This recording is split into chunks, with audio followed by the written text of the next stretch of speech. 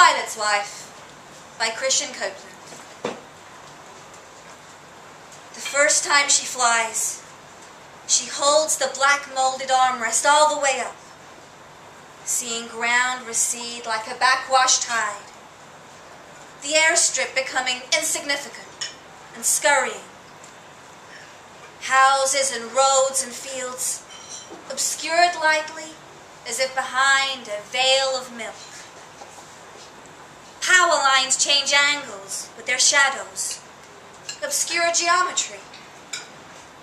Down there, cattle move slow as growing plants. What her mother told her, never to move for him or any man, and especially not to the desert, goddammit. There were wolves in the desert, and men who killed other men for money and for drugs.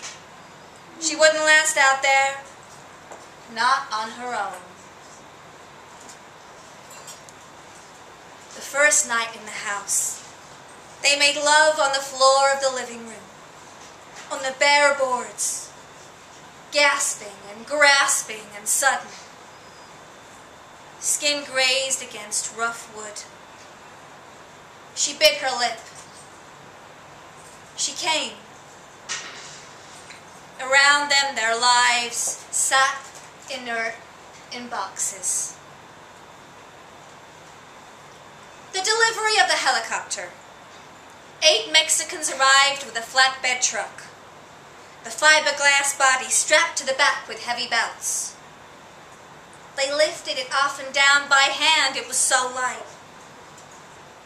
She watched them from the door of the house as they unstrapped the rotor blades. At night in the desert, things howl outside the window, fleet and silvery like wounded boys. After a month, she's still not used to the night noise of the desert, and the music of it makes her skin tingle, like going over the brow of a roller coaster. Beside her, the pilot sleeps soundly, content, hair tangled with a day's dried sweat, pale stubble standing out along his jawline. The house is far too small. There's no space for all their things. Their photographs are stacked like plates in a cupboard. Her china doll remains in its box beneath the bed. Their kitchen is cramped and narrow. And when they pass in the hall, their bodies brush close enough for heat to transfer. Nothing easy is ever worth doing. This is what she thinks as she drives 7 miles one morning to buy bread and eggs. How he earns a living.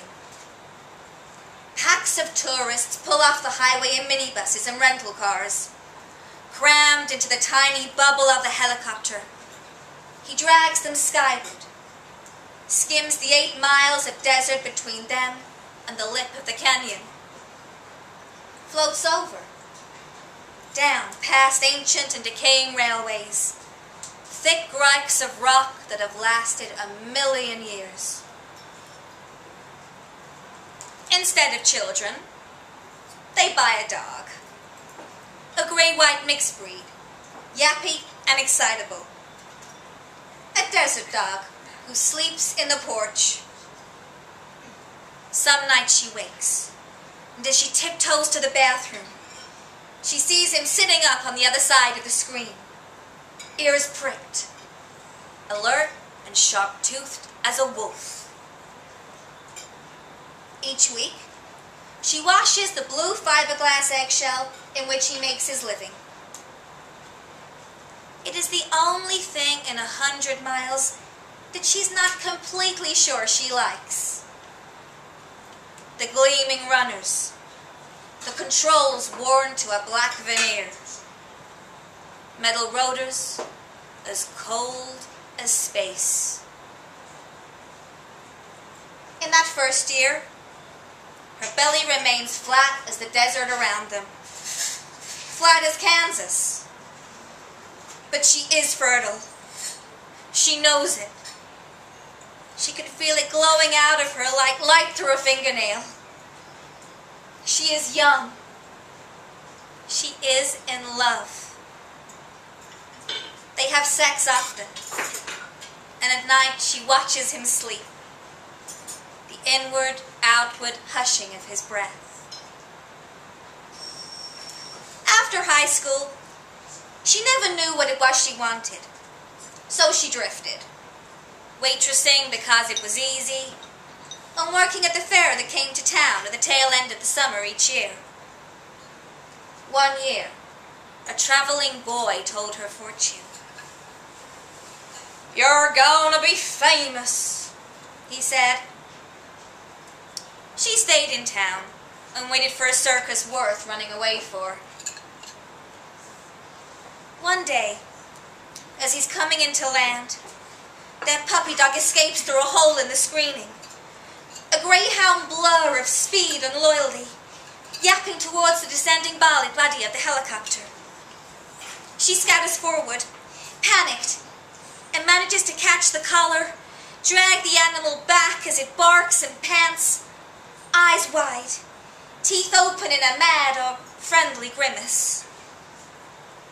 It smells strange, hot.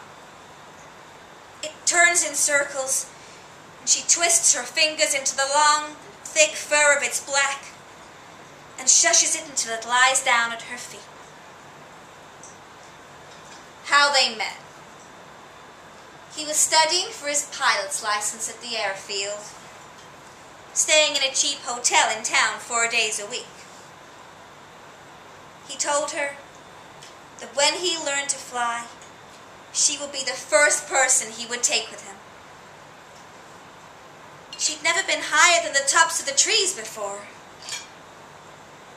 She didn't know if she would be afraid.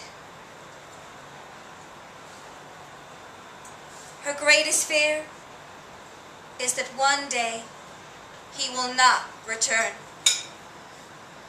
That some malfunction will catch him unprepared, and the beloved blue vehicle will spin away into the sky, up and up, unreturning, away from the house, and from her, and the canyon, and the dog, which to him must all look so small. Her mother asks when he's going to marry her. She says she doesn't know.